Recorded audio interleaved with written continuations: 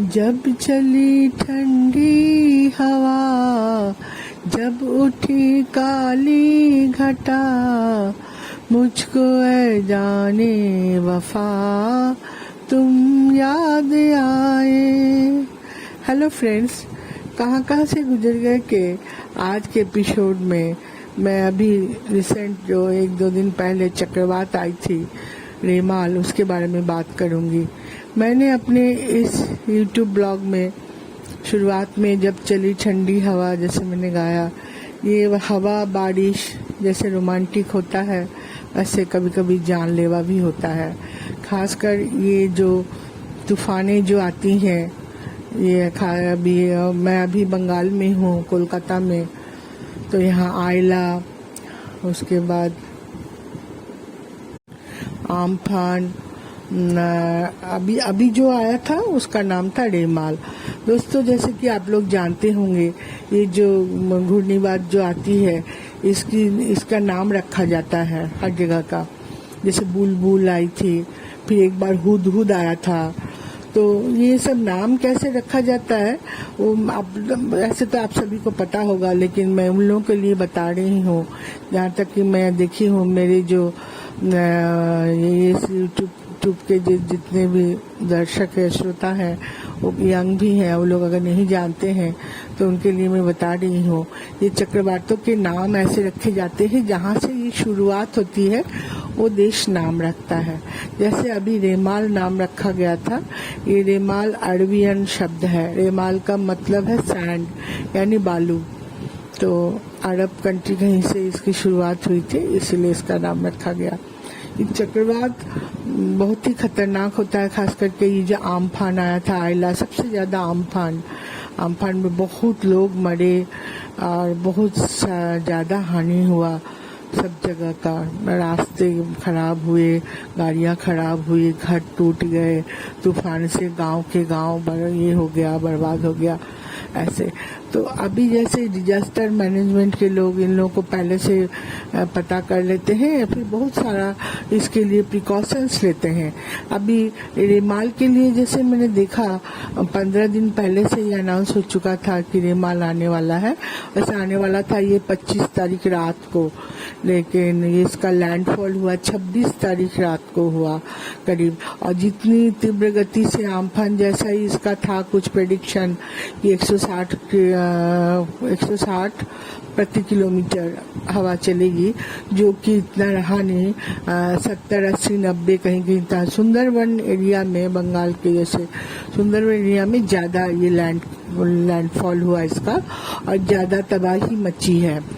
लेकिन गवर्नमेंट ने इसकी बहुत सारा प्रिकॉशंस लिए, जैसे ट्रेन बंद कर दिए गए 26 तारीख के शाम के बाद से। जैसे रात के 9 बजे प्रेडिक्ट किया गया था लैंडफॉल होगा, तो 10 बजे के बाद से ट्रेनें बंद की गई और उड़ानें तो उस दिन सुबह से ही रद्द कर दी गई थी 26 तारीख के।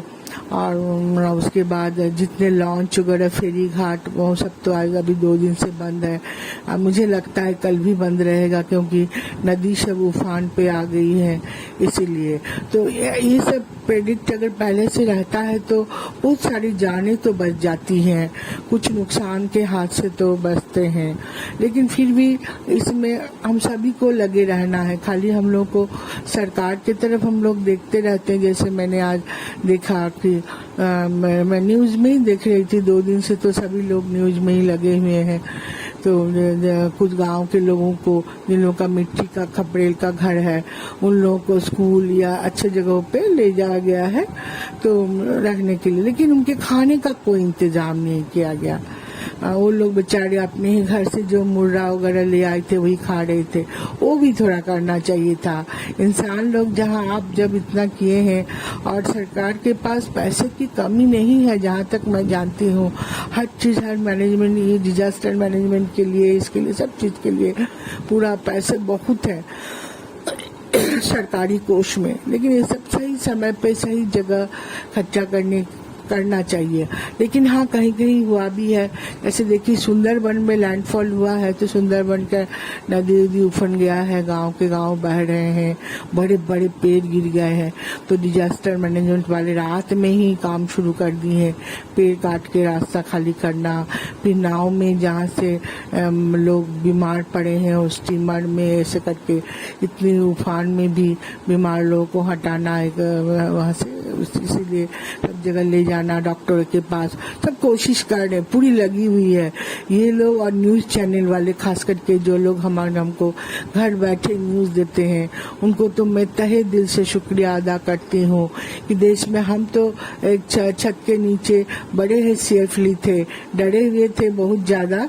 शाम से खास करके मैं बहुत डरी हुई थी क्योंकि आम्फान जब आया था या दूसरे जो भी यहाँ बंगाल में आए थे जो भी तूफान, चक्रवाती तूफान, तब मैं यहाँ नहीं थी, छत्तीसगढ़ में थी। छत्तीसगढ़ वगैरह में ये सब तूफानें इतने आता नहीं है, इसीलिए क्योंकि तटीय इलाका नहीं है। ये तटीय इलाका होने के कारण ही इतना ज्यादा इफेक्ट होता है।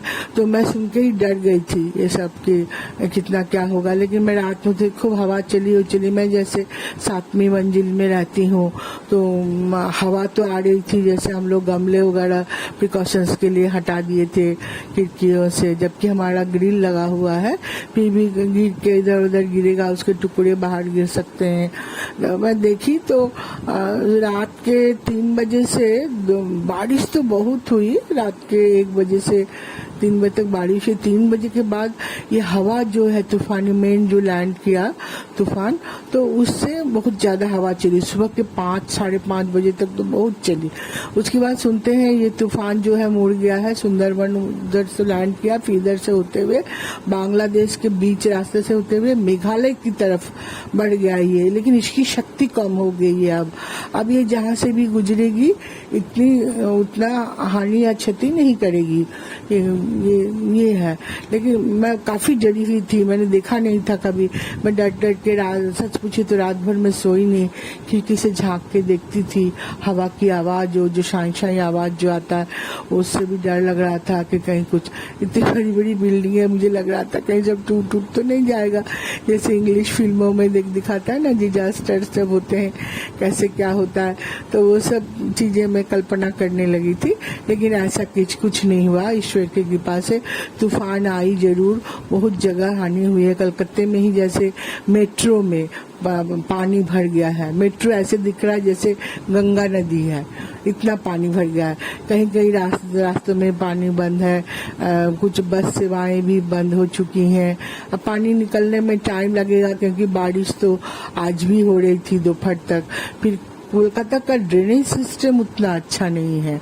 ये चीज मैं कुछ सालों से, जब मैं न्यूज़पेपर तो कोलकाता का ही पढ़ती थी, जब मैं छत्तीसगढ़ में भी थी, तो मैंने ये देखा है जब भी बारिश होती है पानी जम जाता है।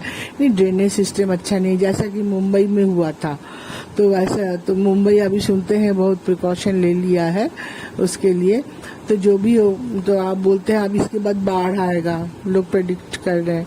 अब ये तो गर्मियों का मई का तूफान था, इसके बाद बाढ़ आएगा। जो भी हो, मौसम तो काफी ठंडा हो गया है क्योंकि गर्मी बहुत थी, तो उस गर्मियों से राहत मिली। लेकिन हाँ, जिन लोगों के घर टूट गए, मैंने एक कार्टून देखा जिसमें एक पति पत्नी अपना पोटरी उटरी लेके घर छोड़ के कहीं सुरक्षित स्थान पे जा रहे हैं और मुड़ के देख रहे हैं कि क्या हम जब लौटेंगे घर सुरक्षित रहेगा। कितनी बड़ी बात है दोस्तों, जिस सुरक्षित घर में जहाँ वो रहते थे, जैसा भी था उनका घर, वो जा रहे हैं। कितना माने अनप्रेडिक्टेबल जिंदगी है इन लोगों की। हाँ, हम लोग ब्लेस्ड हैं, अच्छे घरों में रहते हैं। ईश्वर सबको तकलीफ से दूर रखें। लेकिन अभी इस ये रिमाल में जहाँ तक मैंने सुना है 4 या 5 जनों की मौत हुई है। एक हुई है, एक बूढ़ी थी, उनका घर शायद टूट गया उन्हीं के ऊपर, और रास्ते में भी कहीं कोई निकले थे तो पेड़ गिर गया, ऐसे करके 4 या 5 4-5 मौतें भी बहुत हुई, लेकिन फिर भी इसका आंकड़ा बहुत कम है। जैसा कि पहले आम्फान वगैरह के टाइम में हुआ था, बिजली चली गई थी, 2-2 दिन 3-3 दिन नहीं आई थी। अब ऐसा कुछ नहीं है, सब कुछ पहले से प्रिकॉशन लेने की वजह से, और उतना ज्यादा प्रभाव डाला भी नहीं ये चक्रवात, इसीलिए भी थोड़ा बचे रहे। तो ये अच्छा रहा सब कुछ। चक्रवात आई तो, लेकिन गुजर भी गई। ऐसा ही दोस्तों, हम सभी के जीवन में चक्रवात आए और आराम से गुजर जाए, हम पर इफेक्ट ना करे। जिन पर हुआ है उनके लिए भी मैं ईश्वर से प्रार्थना करूंगी वो लोग सब अच्छे से रहें, सरकारी सहायता सबके पास पहुंचे, और सब फिर से जो झुक गए हैं फिर से खड़े हो जाए। जैसे अभी पेड़ पौधे सब झुक गए हैं, वो लोग फिर थोड़े दिन में खड़े हो जाएंगे, ऐसे इंसान भी सब खड़े हो जाए। तो ये थी हमारी चक्रवात रिमाल के ऊपर आज का ये ब्लॉग। आप लोग को कैसा लगा, आप चाहें तो कमेंट में लिख सकते हैं। आज के लिए बस इतना ही। जय हिंद।